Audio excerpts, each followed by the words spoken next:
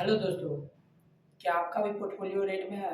अगर आपका portfolio rate में है तो आपको इस वीडियो को पूरा ज़रूर देखना चाहिए। हमने इस वीडियो में बात किया है बेस्ट स्टॉक कैसे चुनें और अभी के टाइम पे कहाँ इन्वेस्ट करें। तो मैं अभिमन्यु आपका स्वागत करता हूँ फ्लाइंग स्टॉक 72 में आपका स्वागत है। दोस्तों, आप जैसे कि जानते हो कि पिछले 1 साल में मार्केट ने कुछ बढ़िया रिटर्न नहीं दिया है और इसी 1 साल में कुछ ऐसे कंपनियां भी हैं जो पैसों को डबल कर दिया है। अगर उतना रिटर्न ना भी निकाल पाते तो 40, 50, 60, 80% तक का रिटर्न बहुत सारी कंपनियां हैं जो पिछले 1 साल में बनाकर दिया है। अगर आप अच्छा से इन्वेस्ट करें तो रिटर्न आपको मिल सकता है। आपको अच्छे कंपनी में सोच समझ कर इन्वेस्ट करें तो आपको प्रॉफिट ज़रूर होगा।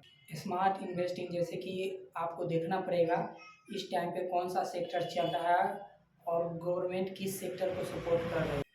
आपको उस कंपनी का बारीकी से फंडामेंटल देखना चाहिए। अभी पिछले 1 साल में बहुत सारी अच्छी कंपनियां हैं जो काफ़ी ज़्यादा करेक्शन हुई है, डिस्काउंट पे मिल रही है, जिसका बिजनेस भी अच्छा है और कुछ कंपनी है जो बाउंस बैक भी की है। जैसे कंपनी आप खोज के इन्वेस्ट कर सकते हैं या अभी रिसेंटली बहुत अच्छे कंपनियां आईपीओ ला रही है। अगर आपको उसमें कुछ अच्छा कंपनी लगता हो, डिस्काउंट पर अगर मिल रहा हो तो आप उसमें इन्वेस्ट जरूर। दोस्तों, आपको अभी के टाइम पे एग्रीकल्चर स्टॉक्स सेक्टर में इन्वेस्ट करना चाहिए जिसमें गवर्नमेंट का सपोर्ट बहुत ही बढ़िया है। आप इसमें बीज बनाने वाली कंपनी, फर्टिलाइजर्स, कीटनाशक में काम करने वाली स्प्रे इक्विपमेंट, इन सभी सेक्टर में जो काम करती है कंपनी उस पर आपको इन्वेस्ट करना चाहिए। फोकस करके स्मार्ट इन्वेस्टिंग करें। और आपको कुछ ऐसा लगता है कि हमको ज़्यादा इसमें रिस्क है तो आप इसमें थोड़ा इन्वेस्ट करें। अगर मार्केट थोड़ा और करेक्शन हो जाए तो उसमें इन्वेस्ट करें। ऐसे आप इन्वेस्ट कर सकते हैं। अगर जब मार्केट बढ़ने लगे और उस कंपनी में अच्छा रिटर्न दे तो उसमें आप थोड़ा और पैसा कंट्रीब्यूट करके इन्वेस्ट कर सकते हैं। दोस्तों, हर एक टाइम में हर एक सेक्टर चलता है तो आपको टाइम वाइज सेक्टर को चुनना चाहिए जिससे आप अच्छा रिटर्न बना सकें। तो किसी भी सेक्टर का लीडिंग स्टॉक चुनना चाहिए, लीडिंग या जो सेकेंड पर काम करती हो, जिसका बहुत अच्छा फंडामेंटल हो, आप चुन सकते हैं। या कोई अभी छोटी कंपनी हो किसी सेक्टर का और वो आने वाला टाइम में बढ़िया बन सकती है, रिटर्न उसका फ्यूचर अगर ब्राइट है, आपको समझ आता है तो आप उस कंपनी में इन्वेस्ट करिए। दोस्तों, अगर आपको डायरेक्ट अगर इन्वेस्ट करने से डर लगता है तो आप इनडायरेक्टली भी इन्वेस्ट कर सकते हैं। उसका दूसरा सबसे बढ़िया रास्ता है ईटीएफ। दोस्तों, अगर आप ईटीएफ के बारे में नहीं जानते, हम इस पर एक पूरा सा लॉन्ग वीडियो बनाएंगे, आपको समझाएंगे। अभी के लिए ईटीएफ एक बास्केट होता है, उसमें आप इन्वेस्ट कर सकते हैं। किसी सेक्टर का एक बास्केट होता है, उसमें आप इन्वेस्ट कर सकते, जैसे डिफेंस हो गया, पीएसयू हो गया, एग्रीकल्चर हो गया, बैंकिंग हो गया, ऐसा सेक्टर। तो ईटीएफ का सबसे बड़ा फायदा, अगर मान लीजिए रियल टाइम पे अगर ईटीएफ क्रैश करता है, कुछ डिस्काउंट पे मिलता है तो आप इन्वेस्ट करिएगा तो उसी में आपको एडजस्ट हो जाएगा, उसी दिन आपको ईटीएफ आपके पोर्टफोलियो में मिल जाएगा।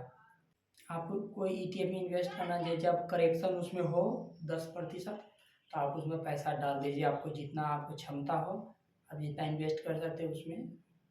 जब 10% स्टॉक सॉरी जब 10% ईटीएफ क्रैश करे आप उसमें पैसा डाल दीजिए और आपको डाइवर्सिफाई का भी फ़ायदा मिल जाएगा। आपको ऑप्शन रहता है कि आप कई सारे सेक्टर में इन्वेस्ट कर सकते हैं जिससे आपका पैसा डाइवर्सिफाई हो जाए, रिस्क कम जाए। आप जब भी किसी कंपनी में इन्वेस्ट करें तो आप स्क्रीनर पर जाके उसके बारे में डिटेल्स देख सकते हो, उसकी वेबसाइट पर जाके फ़ोटो भी देख सकते हो, वो क्या काम करती है, फ़ोटो वीडियो हर एक कंपनी डालती है, उसमें पढ़ सकते हैं।